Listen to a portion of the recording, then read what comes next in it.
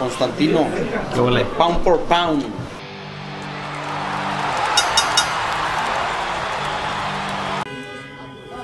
And with the one and only Bernardo Osuna, one of my favorites, someone I really admire. Bernie, what'd you make of the stoppage? Canelo versus Saunders.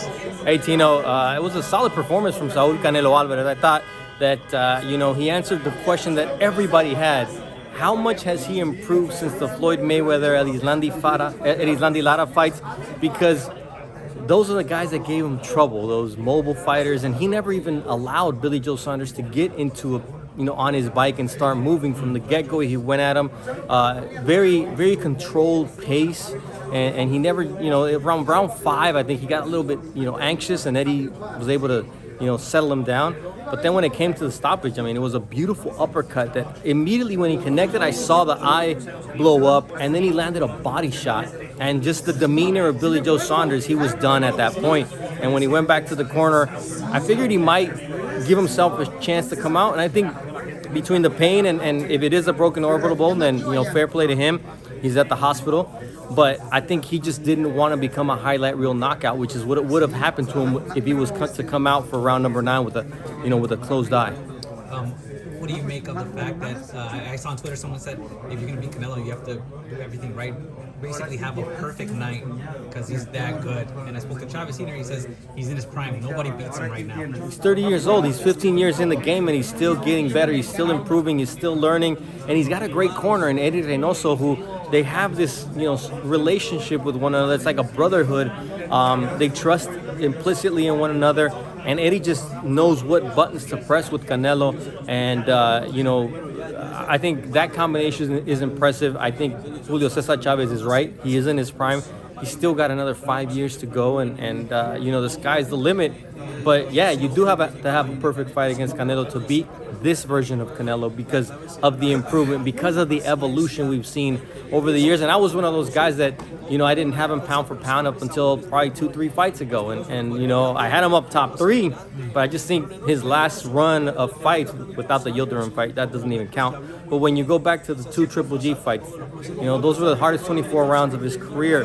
Then you get Daniel Jacobs. That means that he took on 2 of the best at 160 pounds. Then he moves up and at 168, or even then he goes to Kovalev and knocks out Kovalev. And then he comes back down to 68, takes the 2 belts from Callum Smith, who we all really expected a lot more from. And then he does this to Billy Joe Saunders. And I can't wait to see what happens with Caleb Plant. Billy Joe Saunders was undefeated for, I think, more than 10 years, I believe. I'm still in shock that it ended like that. Let's hope Billy Joe Saunders is okay, but what do you make of now? The next big fight, it looks like it's going to be Canelo versus Caleb Plant. I think it's a good fight because Caleb Plant has a very good style.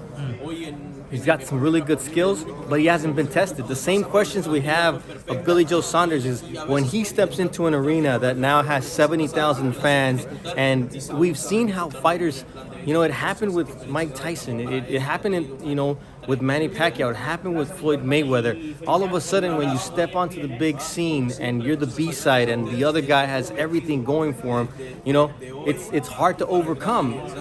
Legitimate champions have told me that, hey, I thought I was ready, but hey, stepping in against Pacquiao, stepping in against Floyd, stepping in against Canelo, it's a whole different ballgame. And, some guys just aren't at that level. And we'll see if Caleb Plant can be at that level because he's got the skill set to make it a great fight against Canelo Alvarez, to ask some questions of Canelo.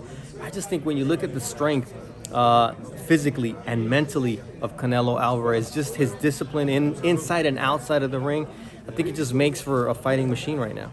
All right. Anything you want to leave us with, Bernie?